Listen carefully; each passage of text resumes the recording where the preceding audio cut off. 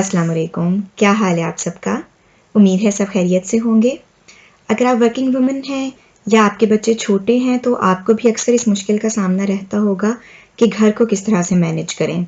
बहुत सारी ख़वातीन ऐसी हैं जिनको घर की मैनेजमेंट में कोई हेल्प नहीं मिल रही होती, यानी बच्चों को भी खुद ही देखना है, ग्रॉसरीज भी करनी है, घर भी संभालना है। तो ऐसे में कई बार ऐसे महसूस होता है जैसे काम बहुत ज़्यादा हो गए हैं और चीज़ें जो हैं वो मैनेज नहीं हो पा रही। तो इस वीडियो में मैं आपसे कुछ टिप्स शेयर करूंगी कि आप कैसे अपने घर को छोटे बच्चों के साथ भी मैनेज कर सकते हैं।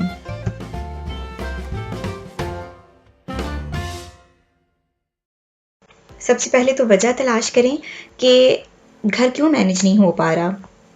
सबसे बड़ी वजह तो ये हो सकती है कि घर जो है वो अनऑर्गेनाइज्ड है, यानी जब घर में हर चीज़ की अपनी एक मखसूस जगह ना हो और घर में गैर ज़रूरी सामान बहुत ज़्यादा हो तो फिर घर को साफ़ रखना बहुत मुश्किल होता है। तो अगर घर की हर चीज़ ना हो अपनी जगह पर तो क्या होता है कि आप सामान एक जगह से दूसरी जगह उठा कर रखते रहते हैं और चीज़ें समेटने में ही सारा दिन लग जाता है और सारा दिन काम करने के बावजूद घर साफ़ नज़र नहीं आता।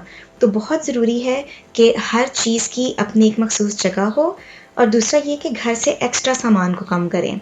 बाज़ औक़ात हम सामान चीज़ ऐसे कोई अच्छी लगी और हम ले आते हैं और हमें उसकी ज़रूरत नहीं होती और हम उसको फिर फेंकते भी नहीं हैं कि ये चीज़ हमें पसंद है।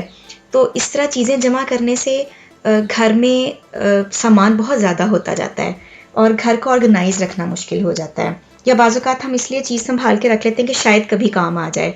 तो अगर 1 साल के अंदर वो चीज़ आपके इस्तेमाल में नहीं आई तो वो आइंदा भी आप इसको इस्तेमाल नहीं करेंगे। तो बेहतर है कि आप ऐसा सामान जो है वो किसी ज़रूरतमंद को दे दें या उसको सेल कर दें। दूसरी बड़ी वजह ये हो सकती है कि आपको चीज़ें अपनी जगह पर रखने की आदत नहीं है। जैसे मिसाल के तौर पे आप कुकिंग कर रहे हैं और आपने ऑयल निकाला, मसाले निकाले और खाना बना के तो चीज़ें आपने वापस अपनी जगह पर नहीं रखी। तो एक तरफ तो आपने काम अपना ख़त्म किया यानी खाना वगैरह बना लिया और दूसरी तरफ काम बढ़ भी गया।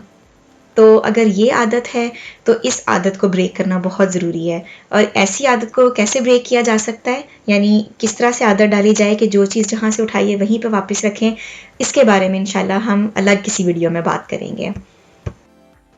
या तीसरी बड़ी वजह ये हो सकती है कि आपको समझ नहीं आता कि काम कहाँ से शुरू करें। पहले बच्चों को देखें कि घर के काम करें और बाहर के ममालिक में बाज़ औक़ात ये भी प्रॉब्लम होता है कि घर बहुत छोटे होते हैं। अगर आपके बच्चे सो रहे हैं तो आप शोर नहीं कर सकते। आपके हस्बैंड अगर नाइट ड्यूटी करके आ रहे हैं, वो सो रहे हैं तो आप शोर नहीं कर सकते। बाज़ टाइम्स ऐसे होते हैं जिसमें आप काम नहीं कर सकते, घर का शोर होता है, आपके हमसाए डिस्टर्ब होते हैं। तो फिर ऐसे में हम क्या करते हैं कि बच्चों को टीवी लगा के बिठा देते हैं या उनके हाथ में मोबाइल पकड़ाते हैं ताकि हम अपने काम ख़त्म कर सकें। और उस दौरान फिर हमें एक गिल्ट रहता है कि बच्चे जो हैं वो हर वक्त टीवी पे बैठे हुए हैं, हर वक्त मोबाइल देख रहे हैं। तो थोड़ी सी प्लानिंग के साथ और थोड़ा सा अपने कामों को ऑर्गेनाइज़ करने से हम अपने घर को भी ऑर्गेनाइज़ रख सकते हैं और बच्चों के साथ भी अच्छा टाइम स्पेंड कर सकते हैं। अच्छा, बातें तो बहुत सारी हो गई, लेकिन ये समझ नहीं आता कि शुरू कहाँ से करें।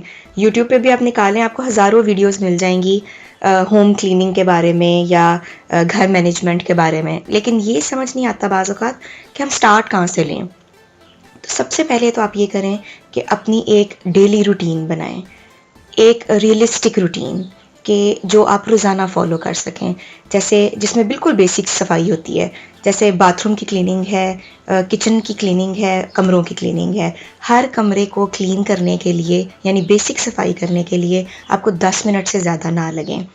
होता क्या है, हम बाज़ औक़ात बड़ी लंबी चौड़ी रूटीन्स बना लेते हैं, अच्छा हम ये भी करेंगे, ये भी करेंगे।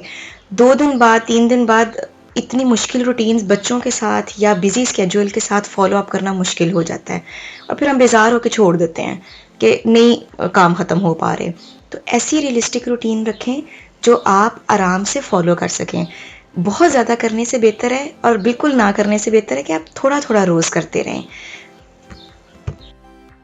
और इसी बेसिक सफाई के अंदर रोज़ आप थोड़ा-थोड़ा काम जो है वो और ऐड करते जाएँ। जैसे बाथरूम की आपकी बेसिक सफाई है रोज़ की, तो आप उसके अंदर बाथ टब रोज़ तो नहीं साफ़ कर रहे। तो एक दिन आप बाथ टब आपने साफ़ कर ली हैं, उससे अगले दिन जो है वो आप अपने बेसिक काम ख़त्म करने के बाद जैसे आपने जाले साफ़ कर लिए घर के, डस्टिंग कर ली, तो जो एक्स्ट्रा हिस्सा का काम होगा उसमें आपको 10-15 मिनट से ज़्यादा नहीं लगेंगे। लेकिन ये है कि एक दफ़ा सारा घर जो है वो इसी तरह आहिस्ता आहिस्ता आहिस्ता साफ़ होता रहेगा, बजाय इसके कि आप एक दिन लग के पूरा घर साफ़ करें। रोज़ थोड़ी थोड़ी सफाई जो है वो अपनी बेसिक सफाई के अंदर ऐड करते जाएं।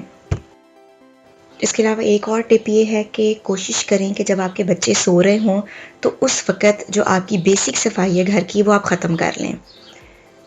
अगर तो आपके बच्चे शोर से डिस्टर्ब होते हैं और आप उस टाइम जब बच्चे सो रहे हों आप काम नहीं कर सकते घर का, तो फिर आप वाइट नॉइज़ यूज़ करके देख लें। जो ज़्यादा छोटे बच्चे होते हैं वो अमूमन वाइट नॉइज़ से सोए रहते हैं, तो आप हूवर वगैरह भी चला सकते हैं उस कमरे में। वाइट नॉइज़ क्या है और बच्चों के लिए ये क्यों यूज़ होती है, इस बारे में मैं वीडियो बना चुकी हूँ। अगर आप इंटरेस्टेड हैं तो मैं डिस्क्रिप्शन बॉक्स में उसका लिंक डाल दूँगी, वो आप चेक कर सकते हैं। एक और टिप ये है कि जब आप अपने घर की बेसिक सफाई शुरू करें तो मोबाइल बंद कर दें और किसी से फ़ोन पर साथ बात ना करें। उसकी बजाय अगर आप घड़ी देखकर काम शुरू करें कि मैंने इतने टाइम में ये काम ख़त्म करना है, तो आपका काम कहीं ज़्यादा जल्दी ख़त्म हो जाएगा। उसके बाद आपके पास फ़ारिग टाइम में आप बच्चों के साथ खेलें, आप फ़ोन पर बात करें, आप एंजॉय करें। आपके ज़हन से एक दफ़ा ये बोझ उतर जाएगा कि मेरा अभी ये भी काम रहता है और ये भी काम करने वाला रहता है।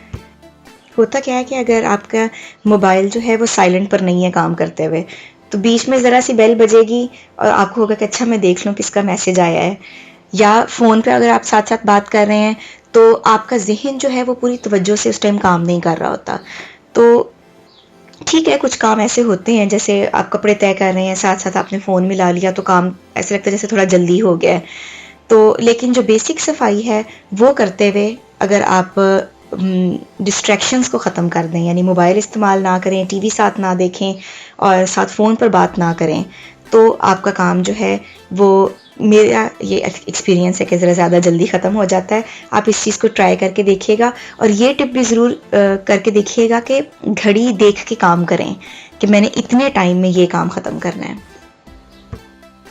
एक और चीज़ जो मुझे लगता है शायद हर घर का एक मसला है, वो ये कि ये सोचना कि आज क्या पकेगा। मुझे लगता है घर के सारे काम एक तरफ हैं और ये जो सोचना होता है ना कि क्या पकाऊं, ये चीज़ एक तरफ है। तो उसके लिए या तो आप एक रात पहले डिसाइड कर लें कि आपने क्या पकाना है, या फिर पूरे हफ्ते का प्लान बना लें कि आप किस दिन क्या चीज़ बनाएंगी। तो उससे क्या होगा कि देखें, जिस दिन आपको पता हो कि क्या पकेगा उस दिन कितना आसान होता है ना, सुबह सुबह उठ के आपने बना लिया जो भी पकाना है, या एक रात पहले आपने उसकी तैयारी कर ली।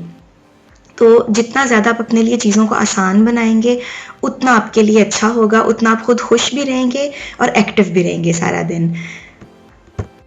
मुझे उम्मीद है आपको आज की वीडियो अच्छी लगी होगी। क्लीनिंग असल में इतना बड़ा टॉपिक है कि इसके बारे में एक वीडियो के अंदर बात नहीं हो सकती। तो अगर मैं एक ही वीडियो में इतनी ज़्यादा टिप्स दूंगी तो फिर ये वीडियो बहुत ज़्यादा लंबी हो जाएगी। तो अगर आप ये चाहते हैं कि मैं इस टॉपिक पे मज़ीद बात करूं और भी इस तरह की वीडियोस बनाऊं, तो मुझे ज़रूर आप कमेंट सेक्शन में लिख के बताइएगा और ये भी बताइएगा कि ये वीडियो आपको कैसी लगी और आपको होम मैनेजमेंट में किस चीज़ में ज़्यादा प्रॉब्लम होता है, तो वो ज़रूर कमेंट्स में डिस्कस कीजिएगा। मैं आपसे मिलूँगी अगली वीडियो में, तब तक के लिए इजाज़त दीजिए। अल्लाह हाफिज़।